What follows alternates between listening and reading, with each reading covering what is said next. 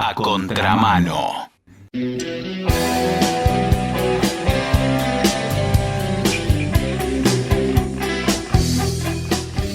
A nosotros el tema religioso nos interesa mucho, no porque profesemos alguna fe en particular, sino en términos sociales, sociológicos. Nos hemos topado con alguien que le da muchísimo tiempo a la temática, sabe un montón, tiene mucha información sobre cómo ha sido la evolución de las cantidades de fieles de las diferentes religiones del país en los últimos años. También tiene datos sobre cómo ha sido este proceso en otros países del continente y del mundo. Así que la verdad que nos espera una conversación más que interesante. Él es Marcos Carbonelli, es investigador del CONICET y doctor en ciencias sociales. ¿Cómo te va, Marcos? Simón te saluda. ¿Qué tal, Simón? Buen día. ¿Cómo estás? Gracias por la invitación. Por favor, un gran placer. Contanos. Trabajo en CONICET desde el 2014 como investigador. Formo parte de un equipo de investigación que realiza estudios tanto a nivel cuantitativo como a nivel cualitativo sobre el fenómeno religioso y sus diferentes intersecciones políticas, culturales, económicas. Bajo esa finalidad, el equipo tuvo dos proyectos que fueron dos encuestas a nivel nacional, inéditas en su tipo, una en el 2008 y otra en el 2019, con financiamiento del Ministerio de Ciencia y Técnica y del Ministerio de Educación. Y nos permitió en ese periodo de tiempo, comparando década contra década, cambios, mutaciones en el campo de las afiliaciones religiosas, el campo de las creencias, el campo de los posicionamientos públicos de las personas con respecto a determinados temas. Y gracias a esa encuesta, a esas encuestas, tenemos un panorama, una foto, por así decirlo, del campo religioso en Argentina. Una foto que ha envejecido un poquito porque la última encuesta es del 2019 y seguramente hay cambios, ¿no? Las sociedades van cambiando, la realidad social es dinámica, pero siempre es un material muy rico para profundizar, para comparar en el tiempo con otros países. Y decime, ¿qué fue lo más saliente que vieron en estas encuestas? Los grandes números tienen que ver con, digamos, el cambio dentro del mundo de las creencias, ¿no? La erosión de la hegemonía católica, y que tiene dos vías de drenaje, por así decirlo. Una vía de drenaje que sería el pasaje de fieles del mundo católico hacia el mundo evangélico, que es, digamos, otra variante del cristianismo. Entonces, hoy los evangélicos son algo así como el 15% de la población argentina, mientras que los católicos son el 62%, ¿no? Y sabemos, porque justamente pudimos comparar década contra década, que en 2008, por ejemplo, los católicos tenían el 76%. Entonces perdieron casi 14 puntos en 10 años, y una parte de esos puntos perdidos, como decía antes, drenó, se fue, salió hacia el mundo evangélico. Pero también hubo un importante drenaje de esa creencia católica, esos fieles católicos que fueron a un segundo conglomerado aún más importante a nivel numérico, que es el conglomerado o el espacio social de los sin religión, que agrupa a los que no tienen ninguna religión, a los que son ateos y a los que son agnósticos, ¿no? Y que hoy por hoy son casi el 19% de la población argentina, y que son, digamos, la primera minoría, inclusive en términos porcentuales más alto que el mundo evangélico, ¿no? Entonces, un poco para recapitular, hoy sabemos que en Argentina hay algo así como un 62% de católicos, un 19% de sin religión, y dentro de ese mundo sin religión agrupa, como decía antes, ateos, agnósticos y aquellos que no tienen o afirmaron no tener ninguna afiliación religiosa. Y finalmente los evangélicos, que tienen algo así como un 15% de la población argentina. Y luego hay expresiones religiosas mucho más minoritarias como judíos y musulmanes, que no alcanzan guarismos significativos y andan algo así como por el 1% de la población. ¿El 1% en total, sumados, o cada uno? No. Digamos, por ejemplo, sabemos que testigos de Jehová y mormones son el 1,4%. Pero después, en la categoría otras, que agrupa a musulmanes y judíos, llegan al 1,2%. O sea que son mundos muy, muy minoritarios, expresiones religiosas muy minoritarias. Sí. ¿Por qué separaste los testigos de Jehová y los mormones de los protestantes? Corregime siempre, pero tengo entendido que son una rama del Dios. Sí, es una rama del cristianismo. Lo que sucede es que en la dinámica religiosa no funcionan, digamos, no tienen como vínculos permanentes con las otras iglesias evangélicas. Por eso algunos colegas lo llaman grupos paracristianos, o sea, como son como, para graficarlo, como actúan como más como islas, con poca comunicación con el resto del mundo evangélico. El otro mundo evangélico, me refiero a pentecostales, bautistas,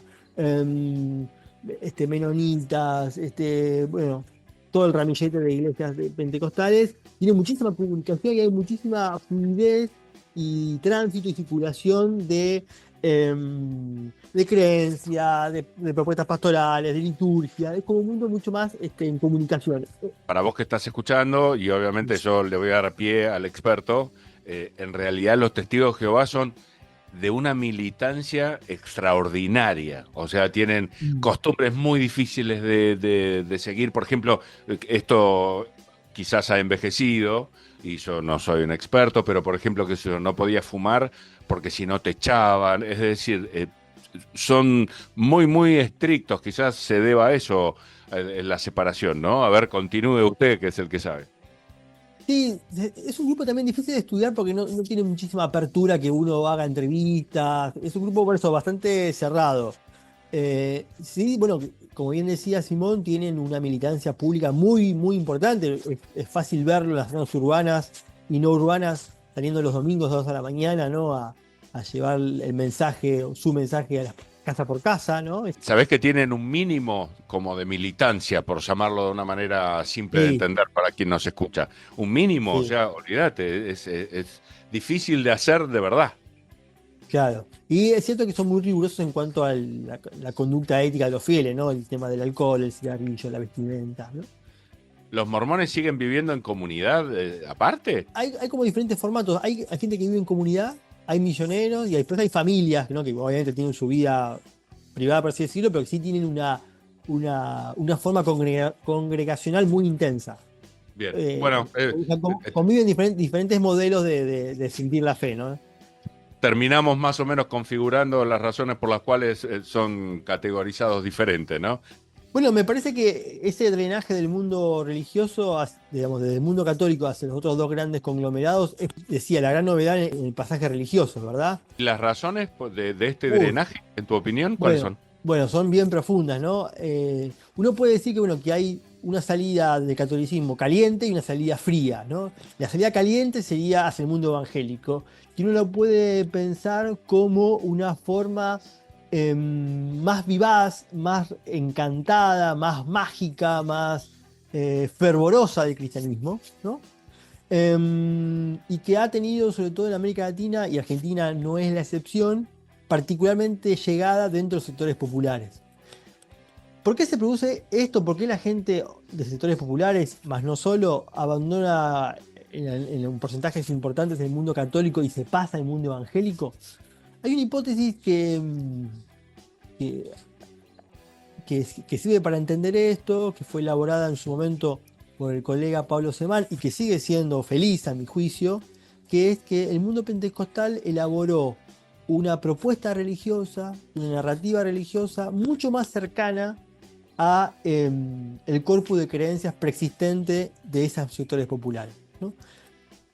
Y ese corpus de creencias persistente tiene que ver con una idea de lo divino, no como algo trascendente, lejano, que te espera, digamos, al final de tu vida para juzgarte si te portaste bien o te portaste mal, sino una idea del Dios inmanente, de una idea de divinidad encarnada en la cotidianidad del creyente, ¿no? Y que esa divinidad encarnada reescribe la historia del feligrés y se hace presente en un montón de actos de la vida rutinaria, ¿no? Y entonces, por ejemplo, conseguir trabajo luego de estar desempleado, rehacer la pareja, salir de una adicción, salir de un vicio, prosperar, son interpretados bajo esta matriz cultural como milagro. Entonces hay una idea del milagro mucho más próxima que en el formato católico tradicional.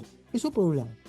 Después también lo que ayuda a esta migración tiene que ver con que es un formato religioso mucho más horizontal. O sea, hay una idea de que el pastor bien puede ser, o sea, el líder religioso es una persona que ha experimentado un proceso de conversión muy fuerte y que en su vida se evidencian o se ponen de manifiesto las señales del cambio y la presencia divina. Entonces, la posibilidad de que una persona se transforme en un especialista religioso es mucho más rápida, más concreta que en el mundo católico, que tiene todo un proceso intelectual, de seminario, de reclusión y de preparación y demás. Después de tanta serie, tanta película, podemos sobreentender que la gente sabe en qué consistió el cisma protestante, pero nunca hay que sobreentender demasiado. No, De nuevo te tiro el pie a vos que estás escuchando y el experto continúa. La gran revolución de Lutero consistió en cortar, dicho en términos bien bestias, cortar la intermediación de la iglesia exacto. entre la gente y Y Dios. Dios. Exactamente. La idea de, bueno, solo escritura, solo fe, ¿no? Digamos que entre Dios y el creyente no media nada, sino la propia voluntad de creer, ¿no? En cambio, bueno, la crítica protestante al mundo católico es la producción de una mediación burocrática, ¿no? Y sumamente verticalista, ¿no? Entonces hay un formato del creer horizontal a priori que también facilita esto. Facilita, digamos, que el creyente se sienta más cercano a la divinidad y que no. Y sobre todo, también algo que para mí es central en el mundo evangélico es que ofrece una posibilidad de resetear la vida y de unir justamente en ese reset, en ese volver a empezar, en esa conversión, restauración espiritual y restauración material, ¿no? Para el mundo evangélico eso no está escindido, y justamente están integrados. La persona que cambia, que cree, debe tener, si el proceso de conversión es concreto y es sólido, debe tener señales de esa conversión, perdón, en su restauración material, ¿no? Entonces es claro, y es muy clásico que cuando una persona se acerca al mundo evangélico cambia su estilo de vida, ¿no? Se viste un poco mejor, se prepara, se prolija, empieza a hablar con un nuevo lenguaje, hay una red de contención familiar y vecinal, intentan dejar el consumo de medio de alcohol, hay una reivindicación de la familia como un lugar de morada, como un lugar de restauración. Bueno, hay un montón de elementos que son bien interesantes para pensar por qué personas que vienen también muy dañadas, muy lastimadas por, bueno, uno puede decir, por el mercado y por el Estado, o sea, con experiencias muy malas en su vida personal, pero también en el uso de espacio público, en el acceso a derechos, y llegan a estas comunidades y empiezan a encontrar una red de contención espiritual y material que permite justamente hacer clic y volver a comenzar. Esta sensación de tener la posibilidad de volver a comenzar y sanarse, ya que la idea de sanación está bastante extendida hoy por hoy, bueno, también es algo muy importante. Sí, aparte tienen una relación más, lo voy a decir también en términos, espero que claros, pero simples, como más transaccional con Dios, ¿no? Le piden cosas concretas, es algo que ya dijiste. Le piden cosas puntuales, es una relación más mano a mano. Exactamente, exactamente. Una relación mano a mano, una relación mucho más libre en la expresión del cuerpo, ¿no?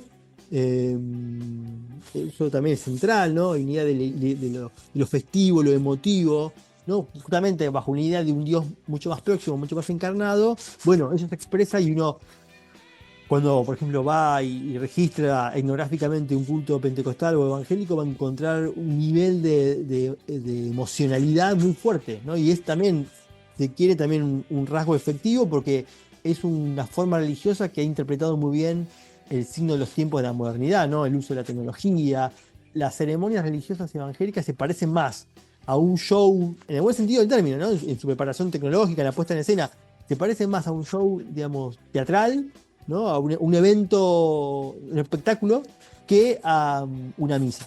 Sí, sí, para vos que estás escuchando, todo lo que vos viste quizás en televisión, de madrugada, con algún pastor dudoso, estoy pensando en gente famosa, bueno, en verdad se reproduce con gente mucho más seria, pero es bastante Sí, sí, sí. parecido. No, no, es que hay una inversión en esa puesta en escena muy importante. Ahí también se pone en escena esta idea de la horizontalidad. cuando uno va a un culto pentecostal o evangélico, siempre hay un momento, si está el pastor que dirige, ¿no? Digamos, que guiona la ceremonia, siempre hay un momento para el testimonio. La figura del testimonio es central en ese tipo de celebraciones. Y justamente es el momento en el cual uno ve que, digamos, que hay un mayor reparto de roles y que los fieles también tienen oportunidad de participar en esa ceremonia y dar justamente su testimonio, ¿no? Es verdad.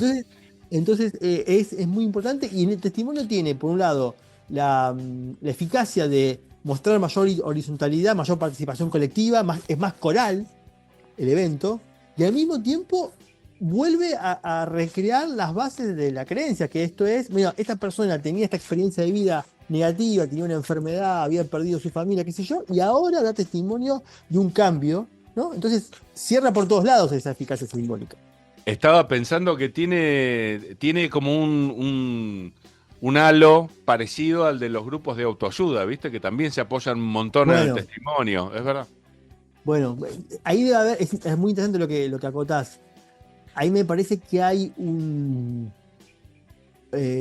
una sintonía con, digamos, con un clima de época, ¿no? Que es fuertemente subjetivista, ¿no? El yo puesto en escena, ¿no? Eh, bueno, eso también lo rescata muy bien el mundo evangélico. O sea, pone el yo en el centro, ¿no?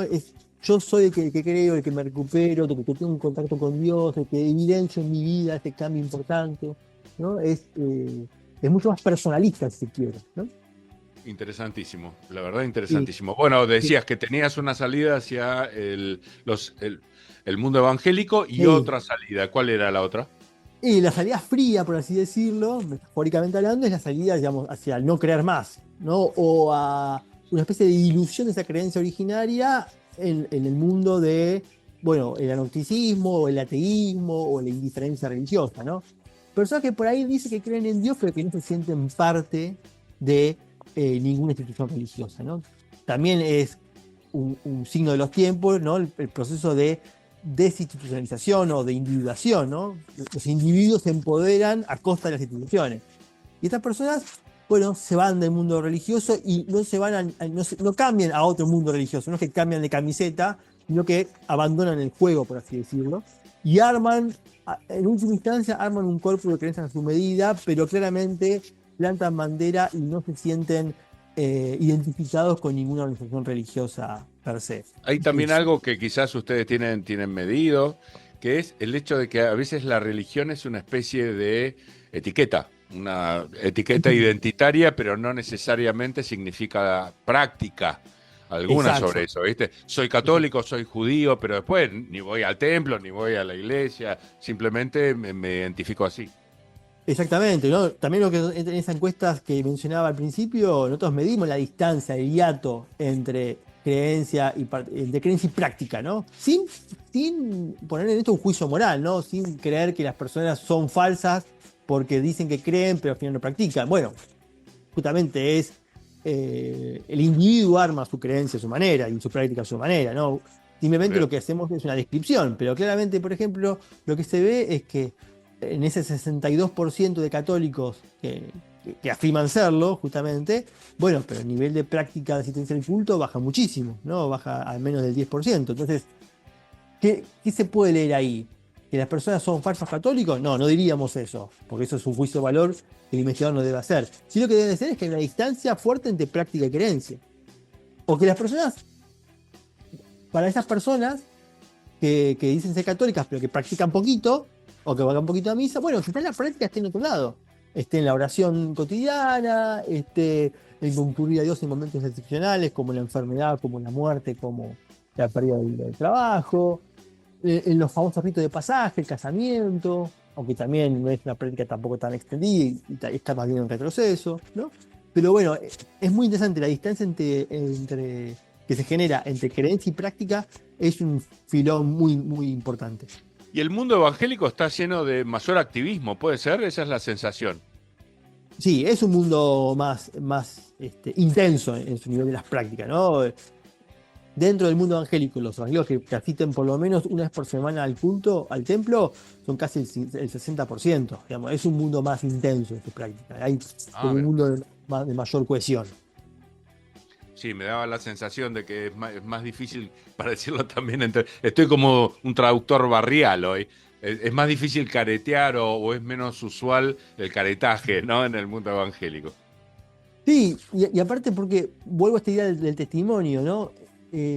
Quizás, esto es una hipótesis, esa asiduidad al templo es todo el tiempo volver a reafirmar ese proceso de conversión, ¿no? Necesitas todo el tiempo dar testimonio de sí mismo y escuchar el testimonio de otros. Y el espacio donde eso se genera, el espacio testimonial, es el espacio del templo. Tengo esa hipótesis también de por qué se juega la práctica, ¿no? Y también porque, lo dice también un poco el refrán popular, ¿no? La fe de los conversos, ¿no? Que es una fe más fuerte. Sí. También sabemos que el mundo evangélico se compone casi un 50% de personas que han cambiado de religión. Entonces, hay algo de esa fuerza del cambio que permanece, ¿no? Que sigue detallando, que sigue gravitando. Sí, totalmente. Gente que ha elegido hace poco la fe Exacto. en Sí, la que sí, está. sí. Sí, sí. Es como, no, como, como aquel que inicia un nuevo hábito, ¿no? Que empieza el gimnasio, como que empieza con, no sé, una nueva Sí, actividad sí. que empieza con toda esa energía inicial, ¿no? La energía de los iniciados, ¿no? De los conversos. Ese o, no sé, alguien que empezó una carrera universitaria grande, ¿viste? Bueno, Que tiene un bueno. entusiasmo Exacto, exacto. El convencimiento, el descubrimiento de lo nuevo, ¿no? De sentirse bien a gusto con eso nuevo que se está experimentando. También, absolutamente. en el mundo evangélico, volvemos un ratito hacia ello, la experiencia es central, ¿no? Entonces hay algo de la fuerza de la experiencia, de los sentidos, que también cala hondo y que permite todo el tiempo recrear esa membresía. ¿Y cómo somos nosotros como país en función de otros? Interesante la pregunta. Bueno, el mundo evangélico crece como en el resto de América Latina, por uno lo puede llegar a decir, pero no crece al mismo ritmo que en otras partes de América Latina, ¿no? Eso por un lado. Ahí ya se empieza a desmarcar. El fuerte porcentaje que tenemos de sin religión, de indiferentes ateos y agnósticos, ese conglomerado, quizás también la emparenta o pone ahí un vínculo con lo que está pasando con el mundo europeo, donde claramente también hay números cada vez mayores de sin religión. Entonces, un poco se comporta como América Latina y un poco se comporta como el mundo europeo. ¿Y cómo es en países, qué sé yo, que yo imagino más devotos, después vos me corregirás, Brasil, ponele, ¿eh? Ese porcentaje, ¿cómo reacciona? Así se comporta diferente al caso argentino, porque los evangélicos son casi un tercio ya de la población y se esperan en algunas proyecciones que tienen colegas de la academia brasilera que sigan creciendo y que en un momento dado empaten o casi empaten la feligresía católica. Y en algunos países de Centroamérica, en El Salvador, Nicaragua, los evangélicos ya son hoy por hoy casi el 50% de la población. Ah, mira, y la minoría de agnósticos ateos, y no me acuerdo No, la tercera categoría, es es mucho menos menor. importante. Menos importante, claro. En esos países no llega al 5%. Ah, ok. Y en Brasil tampoco llega a los 2 dígitos. Entonces se comporta distinto, ¿no? Muy. Pero, pero después tenemos como, no sé si rarezas, como casos singulares. Por ejemplo, el caso de Paraguay, donde el mundo católico sigue siendo muy fuerte, casi el 90%. Entonces, a veces cuando se trazan miradas muy homogéneas o homogeneizantes a América Latina, luego cuando uno entra a mirar caso por caso, encuentra como diversidad en ese mundo. Suele pasar. Suele Cuando uno pasar. le presta atención al detalle, surgen las diferencias. ¿Y Uruguay? No, Uruguay también, bueno, siempre fue un caso particular en América Latina porque es el que registra el mayor porcentaje de ateos diagnósticos.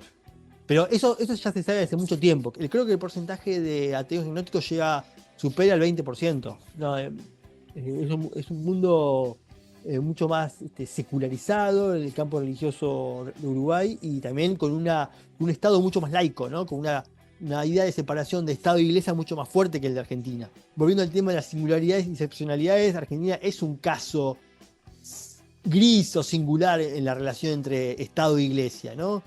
Porque si bien la Constitución Nacional en sus diferentes versiones nunca marcó la confesionalidad católica, nunca aceptó o promulgó que la religión oficial era la católica, sin embargo, ya el artículo 2 marca un favoritismo, ¿no? Porque señala que es la religión a la cual va a financiar. Ese gris, bueno, un poco tiñe todo el espíritu de relaciones entre religión y política argentina. Claramente el Estado favoreció a un mundo religioso en detrimento de otros, y eso es una marca de origen. en algún momento le pagábamos los sueldos a los obispos, tengo entendido. ¿Sigue siendo así? Ahora no, porque la iglesia inició, la Iglesia Católica Argentina, me refiero, el episcopado, hace un par de años inició un proceso de renunciamiento por mutuo propio, renunció a ese fondo. Quizás siguiendo un poco el ideario de Francisco, el pontífice, de mayor austeridad, y bueno, por eso decía que los obispos habían iniciado ese proceso de renuncia a los fondos. No sé por qué alguna vez lo financiamos, pero la verdad que hay que reconocer que es un lindo gesto. Sí, sí. Bueno, el financiamiento tiene que ver con eso, con la innegable hegemonía original y la profunda llegada que aún hoy la Iglesia Católica tiene sobre la clase política argentina, ¿no? En sus diferentes componentes y estratos. Siempre la tuvo, siempre fue un factor, digamos, de poder, de formación de cuadros, de inspirador de acciones colectivas, de discursos políticos. Me imagino que sobre todo, que lo dejamos para otro día, si tenés ganas, a través del Opus Dei y ese tipo de organizaciones. Sí, más no solo, porque, digamos, el mundo católico siempre se pensó como una religión pública, esto es como una religión que tenía que intervenir en el espacio público, y la política también lo pensó como un espacio donde proyectarse, ¿no? Y Argentina, que tuvo un siglo XX tan marcado por discontinuidades democráticas, bueno, encontró en la iglesia, digamos, una especie como de partido por sustitución. Esto es, los partidos políticos, una de sus funciones es formar cuadros, pero durante el siglo XX casi no funcionaron, o funcionaron de manera muy entrecortada, porque estuvieron mucho tiempo censurados por los regímenes dictatoriales, por las dictaduras. Bueno, encontrar, digamos, la Iglesia Católica funcionó como una especie como de cantera por sustitución. Entonces formó muchísimos cuadros dirigenciales que luego sí hicieron carreras políticas en los partidos políticos, ¿no? Sobre todo la generación más 50 en Argentina, muchos vienen de esos mundos católicos. Scout, Acción Católica, cursillistas. Bueno, porque alguien que quería interesarse en lo público, pero que no podía militar en la política, lo hacía en la iglesia, digamos. Mira, interesantísimo. Y además porque hay una cuestión, se quiere, más profunda, que como también la política es un espacio de creencias, al fin y al cabo, el manejo del pasado, del futuro, la utopía, bueno, hay un montón de vasos comunicantes con la religión o con lo religioso en el plano, digamos, de circulación de las creencias, ¿no? Entonces, todo ese sustrato común también favorece la circulación de personas, de ideales, de proyectos. Por eso es bastante común que una persona que tenga militancia católica luego siga proyectándose esa militancia en el espacio político o viceversa. Perfecto. Hay como vasos continuos entre religión y política muy, muy fluidos. Perfecto. Bueno, querido, la verdad, te vamos a usar como, con todo cariño y respeto, si tenés ganas, sí, como corresponsal en el mundo de la fe, porque nos fascina el tema, sabés un montón. ¿Querés cerrar esta charla con algo que quieras realzar? Hazlo. Hablaba al principio de las encuestas, ¿no? Argentina tiene la particularidad que, a diferencia de otros países de la región, usan o que tienen una pregunta sobre confesionalidad religiosa en el censo. Argentina no lo tiene y eso es una desventaja porque impide a los investigadores poder construir series en el tiempo y poder comparar. Las encuestas que yo mencionaba al principio las hicimos con muchísimo esfuerzo de financiamiento, hoy no lo tenemos, y entonces bueno, quisiera destacar, subrayar la importancia de que la ciencia consiga financiamiento público para poder mantener este tipo de indagaciones que son muy interesantes y que dicen mucho no solamente del fenómeno religioso, sino también de la sociedad, porque una premisa que tenemos a nivel, si se quiere, epistemológico, es que uno utiliza lo religioso para entender la sociedad que está detrás. Absolutamente de acuerdo. Es lo que me fascina a mí, como decía en la introducción. No soy especialmente un hombre de fe, pero sí es fascinante. Es un área donde realmente nos revelamos tal cual somos. Sí, totalmente. Bueno, Marcos, querido, la verdad te agradecemos muchísimo el tiempo que nos regalaste, ¿eh? Fue fascinante la charla. Gracias, Simón, por el interés. Por favor, un abrazo grande y estamos de acuerdo en la importancia de que tengan financiación para seguir con estas investigaciones. Bueno, abrazo grande, querido. Gracias.